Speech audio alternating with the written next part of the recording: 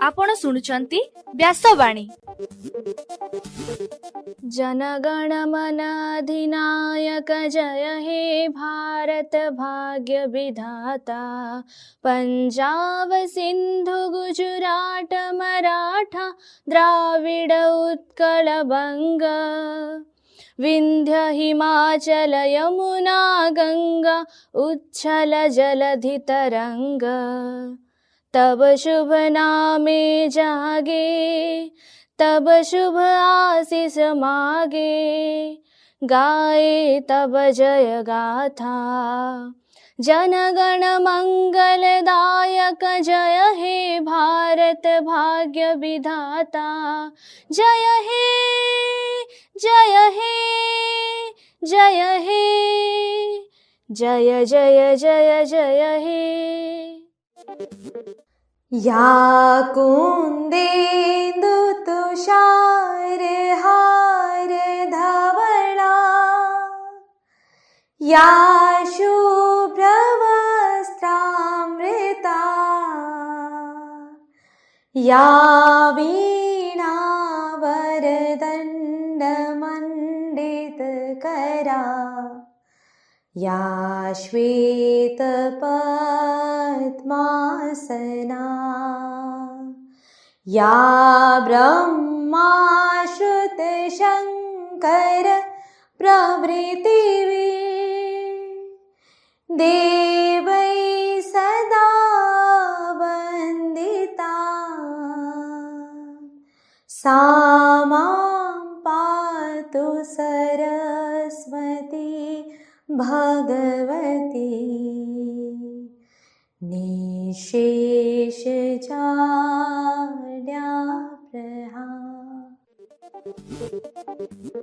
नमस्कार, व्यासवाणीर खबर सहित मु जागृति। प्रथमे मुख्य खबर।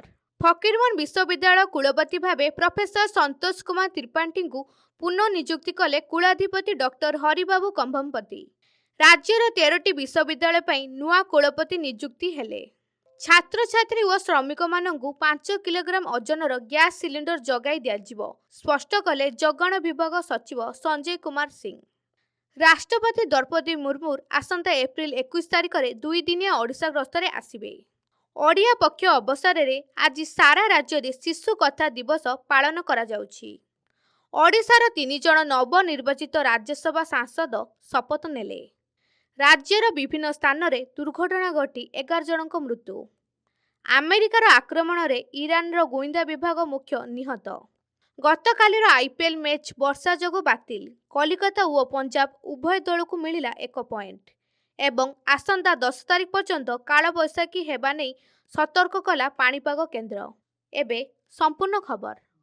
मान्यवर राज्यपाल तथा कुलाधिपति डॉक्टर हरिबाबू कंभमपति फकीरमोहन विश्वविद्यालय कुलपति भावे प्रोफेसर संतोष कुमार त्रिपाठी को पुनः अवस्थापित करिसेंती।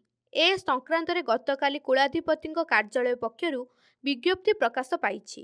फकीरमोहन विश्वविद्यालय वर्तमान कार्यरत थिबा कुलपति प्रोफेसर त्रिपाठी बलिष्ठ नेतृत्व तथा दिग्दर्शन उपरे कुलाधिपति डॉक्टर कंभमपति आस्था प्रकट करी तांकु पुणी थरे कुलपति दायित्व प्रदान करछंती। एथिपई प्रोफेसर त्रिपाठी कुलाधिपति एवं राज्य उच्चशिक्षा विभाग मंत्री को कृतज्ञता जणाइछंती। एही खबर मिलिबा परे विश्वविद्यालयर शिक्षक और अणशिक्षक कर्मचारी माने तथा छात्र छात्री माने खुशी व्यक्त करछंती। कुलपति भावे प्रोफेसर संतोष कुमार त्रिपाठी को अध्यापक अध्यापिका माने शुभेच्छा जणाइछंती। प्रोफेसर त्रिपाठी तांको प्रतिक्रिया रे कहिसंती जे गत 5 वर्ष धरी तांको नेतृत्व एवं समस्तଙ୍କ सहयोगरे विश्वविद्यालयर शैक्षिक परिवेशर उन्नति गवेषणा तथा विभिन्न समाज कल्याण कार्य जारी रहिछि। फकीरमोहन विश्वविद्यालयर कुलपति भावे पुणी थरे दायित्व मिलिवा तांको पई एक आह्वान बोली से कहिसंती। मान्यवर प्रधानमंत्री नरेंद्र मोदी द्वारा आरंभ होइतिबा लोकाल फॉर भोकाल कार्यक्रम को आगकू नेबा सहित जातीय शिक्षा नीति 2020 को पूर्णांग रूप देबा एवं फकीरमोहन विश्वविद्यालय को आंतर्जातिक स्तर में पहुंचाइबा पई उद्यम करिवे बोली कुलपति प्रोफेसर त्रिपाठी तांको प्रतिक्रिया रे कहिसंती। राज्य रे खाली पड़िथिबा कुलपति पदवी गुड़िक राज्य सरकार पूरण करिसंती। ଫକୀରମୋହନ ବିଶ୍ୱବିଦ୍ୟାଳୟ ଏବଂ ଅନ୍ୟ 13ଟି ବିଶ୍ୱବିଦ୍ୟାଳୟରେ ନୂତନ କୁଳପତି ନିଯୁକ୍ତି ପାଇଛନ୍ତି। ଏନେଇ ରାଜ୍ୟପାଳ ତଥା କୁଳାଧିପତିଙ୍କ କାର୍ଯ୍ୟାଳୟ ପକ୍ଷରୁ ଗତକାଲି ପ୍ରେସ୍ ବିଜ୍ଞପ୍ତି ପ୍ରକାଶ ପାଇଛି। ପ୍ରକାଶିତ ବିଜ୍ଞପ୍ତି ଅନୁଯାୟୀ ଉତ୍କଳ ବିଶ୍ୱବିଦ୍ୟାଳୟର ନୂଆ କୁଳପତି ଭାବେ ପ୍ରଫେସର ଚଣ୍ଡୀ ପ୍ରସାଦ ନନ୍ଦ ଓ ରମାଦେବୀ ମହିଳା ବିଶ୍ୱବିଦ୍ୟାଳୟ ପାଇଁ ପ୍ରଫେସର ଜୋତ୍ସ୍ନା କେଭି ରାଉତଙ୍କୁ ନିଯୁକ୍ତି ଦିଆଯାଇଛି।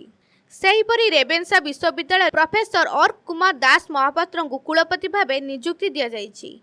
ଫକୀରମୋହନ ବିଶ୍ୱବିଦ୍ୟାଳୟର କୁଳପତି ପ୍ରଫେସର ସନ୍ତୋଷ କୁମାର ତ୍ରିପାଠୀଙ୍କୁ ରାଜ୍ୟ ସରକାରଙ୍କ ପକ୍ଷରୁ ପୁଣି ଥରେ କୁଳପତି ଭାବେ ଦାୟିତ୍ୱ ଦିଆଯାଇଛି। ଶ୍ରୀ ଜଗନ୍ନାଥ ସଂସ୍କୃତ ବିଶ୍ୱବିଦ୍ୟାଳୟ ପାଇଁ ପ୍ରଫେସର ପ୍ରଭାତ କୁମାର ମହାପାତ୍ର, ଧରଣୀଧର ବିଶ୍ୱବିଦ୍ୟାଳୟ ପାଇଁ ପ୍ରଫେସର ସଞ୍ଜୟ କୁମାର ପାତ୍ର, ଗଙ୍ଗାଧର ମେହେର ବିଶ୍ୱବିଦ୍ୟାଳୟ ପାଇଁ ପ୍ରଫେସର ବ୍ରହ୍ମକେଶରୀ ତ୍ରିପାଠୀ, ଖାଲିକୋଟ ଏକକ ବିଶ୍ୱବିଦ୍ୟାଳୟରେ ପ୍ରଫେସର ଅସୀମା ସାହୁଙ୍କୁ କୁଳପତି ଭାବେ ନିଯୁକ୍ତି ଦିଆଯାଇଛି। ମାଣିକେଶ୍ୱରୀ ବିଶ୍ୱବିଦ୍ୟାଳୟ ପାଇଁ ପ୍ରଫେସର ପବନ କୁମାର ଅଗ୍ରୱାଲ, ମଧୁସୂଦନ ଆଇନ ବିଶ୍ୱବିଦ୍ୟାଳୟରେ ପ୍ରଫେସର ଶିବରାମ ତ୍ରିପାଠୀ, ମହାରାଜା ଶ୍ରୀ ରାମଚନ୍ଦ୍ର ଭଞ୍ଜଦେଓ ବିଶ୍ୱବିଦ୍ୟାଳୟରେ ପ୍ରଫେସର ମହେନ୍ଦ୍ର କୁମାର ମହାନ୍ତି, ରାଜେନ୍ଦ୍ର ବିଶ୍ୱବିଦ୍ୟାଳୟରେ ପ୍ରଫେସର ବିଭୂତି ଭୂଷଣ ମଲ୍ଲିକ, ବିକ୍ରମଦେବ ବିଶ୍ୱବିଦ୍ୟାଳୟରେ ପ୍ରଫେସର ହୃଷିକେଶ ସେନାପତିଙ୍କୁ କୁଳପତି ଭାବେ ନିଯୁକ୍ତି ଦିଆଯାଇଛି। ଓଡ଼ିଆ ବିଶ୍ୱବିଦ୍ୟାଳୟରେ ପ୍ରଫେସର ସତ୍ୟନାରାୟଣ ଆଚାର୍ଯ୍ୟଙ୍କୁ ନୂଆ କୁଳପତି ଭାବେ ନିଯୁକ୍ତି ଦେଇଛନ୍ତି କୁଳାଧିପତି ଡକ୍ଟର ହରିବାବୁ କମ୍ଭମପତି।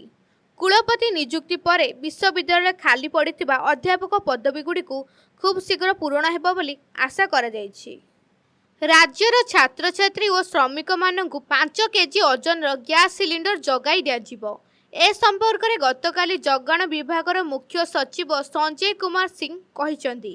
ସେ କହିଛନ୍ତି ଯେ ଛାତ୍ରଛାତ୍ରୀ ଓ ଶ୍ରମିକମାନଙ୍କୁ 5 କେଜି ବିଶିଷ୍ଟ ଗ୍ୟାସ୍ ସିଲିଣ୍ଡର ଯୋଗାଇ ଦେବାରେ କୌଣସି ସମସ୍ୟା ନାହିଁ। ତେବେ ଏଥିପାଇଁ ସେମାନେ ନିଜର ପରିଚୟ ପତ୍ର ଦେଖାଇ ଅନୁମୋଦିତ ବିତରକଙ୍କ ନିକଟରୁ ଗ୍ୟାସ୍ ନେଇପାରିବେ। ରାଜ୍ୟର ଗ୍ୟାସ୍ କଳାବଜାରୀ ରୋକିବା ପାଇଁ ଏଭଳି ପଦକ୍ଷେପ ନିଆଯାଇଥିବା ସେ କହିଛନ୍ତି। ରାଷ୍ଟ୍ରପତି ଦ୍ରୌପଦୀ ମୁର୍ମୁ ଆସନ୍ତା 21 ତାରିଖରେ 2 ଦିନିଆ ଓଡ଼ିଶା ଗସ୍ତରେ ଆସିବେ। ଏହି ସମୟରେ ଝାରସୁଗୁଡ଼ା ଏବଂ ରାଇରଙ୍ଗପୁର 2ଟି କାର୍ଯ୍ୟକ୍ରମରେ ଯୋଗ ଦେବେ ବୋଲି ଜଣାପଡ଼ିଛି। ରାଜ୍ୟ ସରକାରଙ୍କ ପକ୍ଷରୁ ଆୟୋଜିତ ଓଡ଼ିଆ ପକ୍ଷ 2026 ଅବସରରେ ଆଜି ଶିଶୁ କଥା ଦିବସ ପାଳନ କରାଯାଉଛି। ଓଡ଼ିଆ ଭାଷା, ସାହିତ୍ୟ ଓ ସଂସ୍କୃତି ବିଭାଗ ଦ୍ୱାରା ଆୟୋଜିତ ଏହି କାର୍ଯ୍ୟକ୍ରମର ମୁଖ୍ୟ ଉଦ୍ଦେଶ୍ୟ ହେଉଛି ଛୋଟ ପିଲାମାନଙ୍କ ମଧ୍ୟରେ ଓଡ଼ିଆ ଗଳ୍ପ, ଶିଶୁ କଥା ଓ ଲୋକକଥାର ପ୍ରଚାର ପ୍ରସାର କରିବା। ଏହି ଅବସରରେ ବିଭିନ୍ନ ସ୍କୁଲ ଓ ଶିକ୍ଷାନୁଷ୍ଠାନରେ ଗଳ୍ପ କହିବା ପ୍ରତିଯୋଗିତା ଓ ସାଂସ୍କୃତିକ କାର୍ଯ୍ୟକ୍ରମ ଆଦି ଅନୁଷ୍ଠିତ ହେଉଛି। ଏଠାରେ ସୂଚନାଯୋଗ୍ୟ ଚଳିତ ମାସ 1ରୁ 14 ତାରିଖ ପର୍ଯ୍ୟନ୍ତ ଚାଲିବାକୁ ଥିବା ଓଡ଼ିଆ ପକ୍ଷ ମାଧ୍ୟମରେ ଓଡ଼ିଆ ଅସ୍ମିତା ଓ ଭାଷା ଗୌରବକୁ ଘରେ ଘରେ ପହଞ୍ଚାଇବାକୁ ସରକାର ଲକ୍ଷ୍ୟ ରଖିଛନ୍ତି। ଓଡ଼ିଶାର 3 ଜଣ ନବନିର୍ବାଚିତ ରାଜ୍ୟସଭା ସାଂସଦ ଗତକାଲି ଶପଥ ନେଇଛନ୍ତି। ଏମାନେ ହେଲେ ମନମୋହନ ସାମନ୍ତ, ଦିଲ୍ଲୀପ ରାୟ ଏବଂ ସନ୍ତୃପ୍ତି ମିଶ୍ର। ଏହି 3 ଜଣ ରାଜ୍ୟସଭା ସାଂସଦଙ୍କୁ ସଂସଦ ଭବନରେ ରାଜ୍ୟସଭା ଅଧ୍ୟକ୍ଷ ସିପି ରାଧାକୃଷ୍ଣ ପଦ ଓ ଗୋପନୀୟତାର ଶପଥ ପାଠ କରାଇଥିଲେ। ଓଡ଼ିଶାର ଉନ୍ନତି, ପ୍ରାକୃତିକ ସମ୍ପଦର ସୁରକ୍ଷା ଓ ବିନିଯୋଗ, କୃଷି, ଶିକ୍ଷା, ସ୍ୱାସ୍ଥ୍ୟ ସହ ବିଭିନ୍ନ ଜନସମସ୍ୟାର ଉନ୍ନତି ପାଇଁ ପ୍ରାଧାନ୍ୟ ଦେବେ ବୋଲି ନବନିର୍ବାଚିତ ରାଜ୍ୟସଭା ସାଂସଦମାନେ କହିଛନ୍ତି। ଗତକାଲି ରାଜ୍ୟର ବିଭିନ୍ନ ସ୍ଥାନରେ ସଡ଼କ ଦୁର୍ଘଟଣା ଯୋଗୁଁ 11 ଜଣଙ୍କ ମୃତ୍ୟୁ ଘଟିଛି। ବାଲେଶ୍ୱର ଜିଲ୍ଲା ସୌର ଥାନା ଅଞ୍ଚଳରେ ଟ୍ରକ୍ ପଛରେ ଆଉ ଏକ ଟ୍ରକ୍ ପିଟି ହେବାରୁ 3 ଜଣଙ୍କ ମୃତ୍ୟୁ ଘଟିଥିବା ବେଳେ ନବରଙ୍ଗପୁର ଜିଲ୍ଲାର କାର୍ ଦୁର୍ଘଟଣା ଯୋଗୁଁ 4 ଜଣଙ୍କ ପ୍ରାଣ ହରାଇଛନ୍ତି। ସୁନ୍ଦରଗଡ଼ ଜିଲ୍ଲାର କୁଆର ମୁଣ୍ଡରେ ଏକ କାର୍ ଢାବା ଭିତରକୁ ପଶିଯିବାରୁ ଅନ୍ୟ 2 ଜଣଙ୍କ ମୃତ୍ୟୁ ଘଟିଥିବା ଜଣାପଡ଼ିଛି। ଭୁବନେଶ୍ୱରରେ 3ଟି ପୃଥକ ଦୁର୍ଘଟଣା ଘଟି 2 ଜଣଙ୍କ ପ୍ରାଣ ହରାଇଛନ୍ତି। ଏ ସଂକ୍ରାନ୍ତରେ ବିଭିନ୍ନ ଥାନାରେ ମାମଲା ରୁଜୁ ହେବା ସହିତ ତଦନ୍ତ ଜାରି ରହିଛି। ଆମେରିକା ଓ ଇସ୍ରାଏଲ ପକ୍ଷରୁ ଇରାନର ବିଭିନ୍ନ ସ୍ଥାନରେ ଆକ୍ରମଣ ଜାରି ରହିଛି। ଏହାଦ୍ୱାରା ଇରାନର କେତେକ ତେଲ ଉତ୍ପାଦନକାରୀ ସଂସ୍ଥା ଓ ବିଶ୍ୱବିଦ୍ୟାଳୟ କ୍ଷତିଗ୍ରସ୍ତ ହୋଇଥିବା ଜଣାପଡ଼ିଛି। ସବୁଠାରୁ ଗୁରୁତ୍ୱପୂର୍ଣ୍ଣ କଥା ହେଲା, ଆମେରିକା ଆକ୍ରମଣ ଦ୍ୱାରା ଇରାନର ଗୁପ୍ତଚର ମୁଖ୍ୟ ବ୍ରିଗେଡିୟର ଜେନେରାଲ ସୟଦ ମାଜିଦ୍ ଖାମିନ୍ଙ୍କ ପ୍ରାଣ ହରାଇଛନ୍ତି। ତାଙ୍କ ସହିତ ଅନ୍ୟ 34 ଜଣ ମୃତ୍ୟୁ ଘଟିଥିବା ବିଭିନ୍ନ ଗଣମାଧ୍ୟମରେ ଖବର ପ୍ରକାଶ ପାଇଛି। ଏହାଦ୍ୱାରା ମଧ୍ୟପ୍ରାଚ୍ୟରେ ଥିବା ଯୁଦ୍ଧ ପରିସ୍ଥିତି ଅଧିକ ଜଟିଳ ହେବାରେ ଲାଗିଛି। ଗତକାଲି କଲିକତା ଓ ପଞ୍ଜାବ ମଧ୍ୟରେ ହେବାକୁ ଥିବା IPL ମ୍ୟାଚ୍ ବର୍ଷା ପାଇଁ ବାତିଲ ହୋଇଯାଇଛି। ପ୍ରବଳ ବର୍ଷା ଯୋଗୁଁ ଖେଳ ସମ୍ଭବ ହୋଇନଥିଲା। ତେଣୁ ଉଭୟ ଦଳ ଗୋଟିଏ ଗୋଟିଏ ପଏଣ୍ଟ ଭାଗ କରି ଦିଆଯାଇଛି। ଏଥିସହ ପ୍ରଥମେ 2ଟି ମ୍ୟାଚ୍ ହାରିଯାଇଥିବା କୋଲକାତା ନିଜର ପଏଣ୍ଟ ଖାତା ଖୋଲିଛି। କୋଲକାତା ପ୍ରଥମେ ଟସ୍ ଜିତି ବ୍ୟାଟିଂର ନିଷ୍ପତ୍ତି ନେଇଥିଲା। ଦଳ 3.4 ଓଭରରେ 25 ରନ୍ ସଂଗ୍ରହ କରିଥିଲା। ଏହାପରେ ବର୍ଷା ହେବାରୁ ମ୍ୟାଚ୍ ସ୍ଥଗିତ ରହିଥିଲା। ରାତି 10:55 ପର୍ଯ୍ୟନ୍ତ ପଡ଼ିଆକୁ ପ୍ରସ୍ତୁତ ସମ୍ଭବ ହୋଇନଥିଲା। ଶେଷରେ 10:56ରେ ମ୍ୟାଚ୍କୁ ବାତିଲ ଘୋଷଣା କରାଯାଇଥିଲା। ଆଜି ରାଜସ୍ଥାନ ରୟାଲ୍ସ ଓ ମୁମ୍ବାଇ ଇଣ୍ଡିଆନ୍ସ ମଧ୍ୟରେ ମୁକାବିଲା ହେବ। ଏବେ ପାଣିପାଗ ଖବର। ଗତ 24 ଘଣ୍ଟା ମଧ୍ୟରେ ରାଜ୍ୟର ବିଭିନ୍ନ ସ୍ଥାନରେ କାଳବୈଶାଖୀ ବର୍ଷା ହୋଇଯାଇଛି। ବାଲେଶ୍ୱର ଓ ମୟୂରଭଞ୍ଜ ସମେତ ରାୟଗଡ଼ା, ବଲାଙ୍ଗୀର, ଯାଜପୁର କୁଆପଥର ମାଡ଼ ସହିତ ବଜ୍ରପାତ ଘଟି ବ୍ୟାପକ କ୍ଷୟକ୍ଷତି ହୋଇଛି। ପାଣିପାଗ କେନ୍ଦ୍ର ପକ୍ଷରୁ ମିଳୁଥିବା ସୂଚନା ଅନୁସାରେ ଖୋର୍ଦ୍ଧାଠାରେ 48 ମିଲିମିଟର ବର୍ଷା ରେକର୍ଡ କରାଯାଇଛି।